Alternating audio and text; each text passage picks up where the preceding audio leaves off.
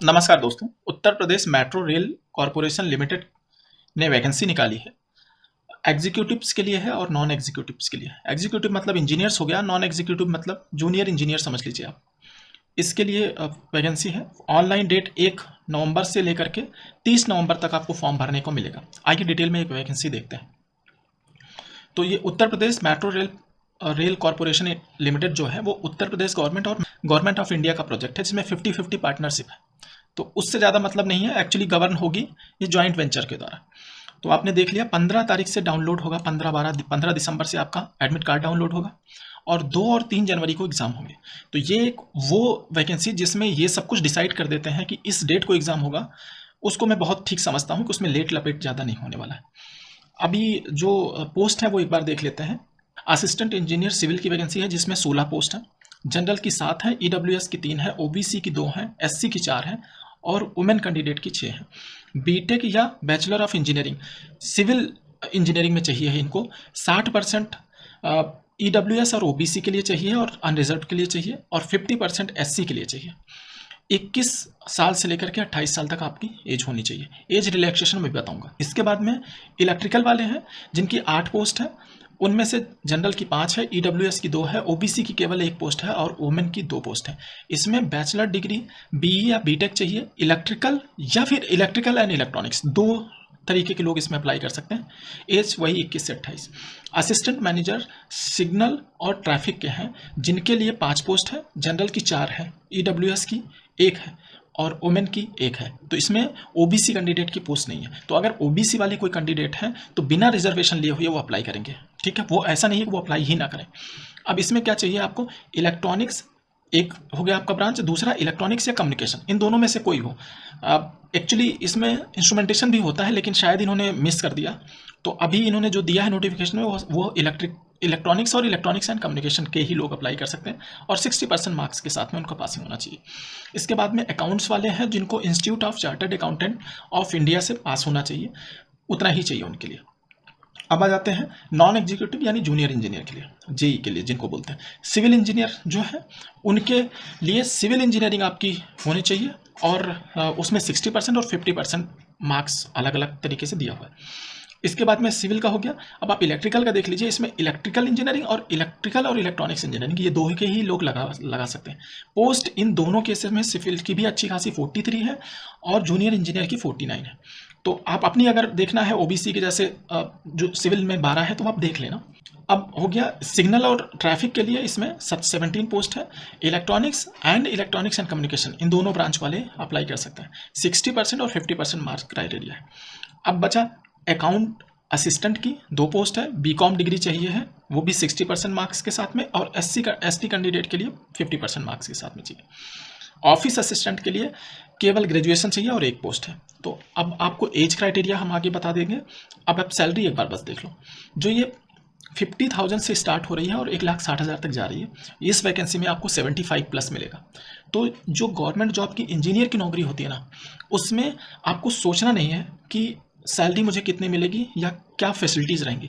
आप फैसिलिटी जब and time पे ज्वाइन करने पे देखेंगे ना, तो आप सोचेंगे आप कहाँ आ गए, क्या रियली आप इतना डिजर्व कर रहे हैं। तो वो सब कोई सैलरी वाइज और बाकी चीज़ों वाइज आपको कुछ सोचना नहीं है। बस आपका ये होना चाहिए कि आपका सिलेक्शन हो इन वैकेंसीज़ में। उसी तरीके से जूनियर इंजीनियर का भी है। तो एक अच्छी बात है कि यूपी में वुमेन कैंडिडेट के लिए रिजर्वेशन भी रहता है। भले इनको एज क्राइटेरिया में रिजर्वेशन नहीं मिला है, लेकिन पोस्ट में मिल रहा है। तो ठीक है, और चीज़ें देख लेते हैं इसमें।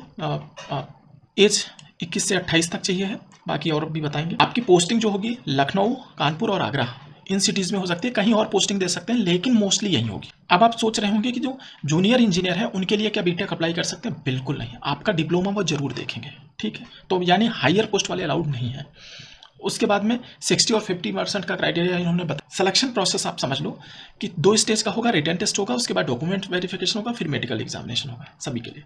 अब एक है कि आपका एग्जाम में क्या है, आंखों की पुतलियों का वो स्कैन करेंगे और हर स्टेज पे वो आपको वेरिफिकेशन के टाइम पे यूज करेंगे। तो ये तो हर आदमी दे रहा है बायोमेट्रिक का यूज़, तो इसकी कोई प्रॉब्लम है नहीं।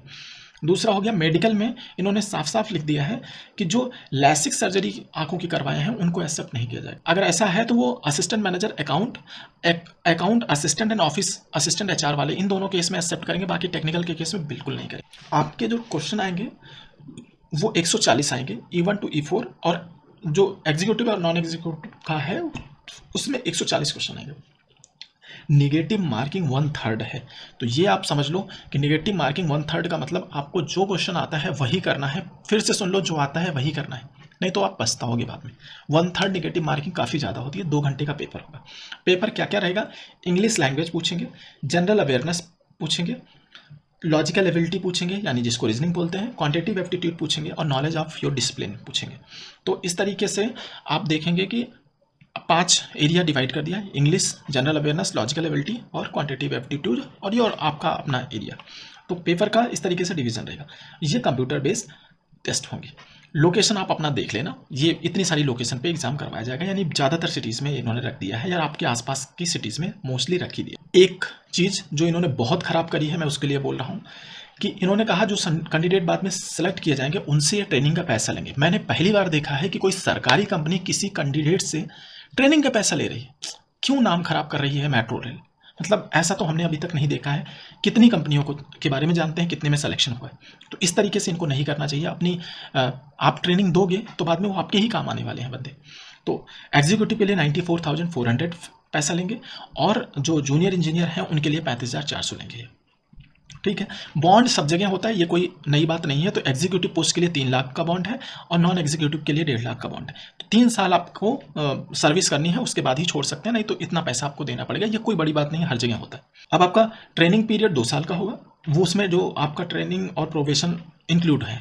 ठीक है, रिजर्वेशन आपका केवल यूपी के लोगों के लिए रिजर्वेशन है, बाकी के बाहर के लोग अनरिजर्व कैटेगरी में अप्लाई करें। वो चाहे SC हो, चाहे ST हो, चाहे वुमेन हो, कोई मतलब नहीं है। केवल यूपी के कैंडिडेट के लिए रिजर्वेशन कंसीडर किया जाएगा। एज रिलैक्सेशन जो होगा वो 5 साल का होगा SC ST OBC के केस में पूरा, और उत्तर प्रदेश वालों के लिए ही होगा, ये बता दिया। जो एक्स सर्विसमैन है यानी सैनिक लोग हैं उनके लिए 3 साल प्लस उन्होंने जितनी साल सर्विस की है, लेकिन उस केस में मैक्सिमम केवल 40 साल का दिया जाएगा। तो ये हो गया आपका रिजर्वेशन क्राइटेरिया। जो इनके अपने मेट्रो रेल कॉर्पोरेशन के लोग हैं उनके लिए 3 साल अगर आपने सर्विस पूरी की है तो आपको एज रिलैक्सेशन देंगे। जनरल कैंडिडेट को 5 साल, OBC को 8 साल, SC ST को 10 साल देंगे। और नॉन एग्जीक्यूटिव में अपर एज लिमिट फिक्स कर दी है 40 साल, 43 साल और 45 साल। तो ये हो गया आपका एज रिलैक्सेशन। फीस पेमेंट हमने बता दिया। जनरल कैंडिडेट EWS और OBC के लिए 590 रुपये, बाकी बचे लोगों के लिए 236 रुपये। बस इतना ही है। Thank you.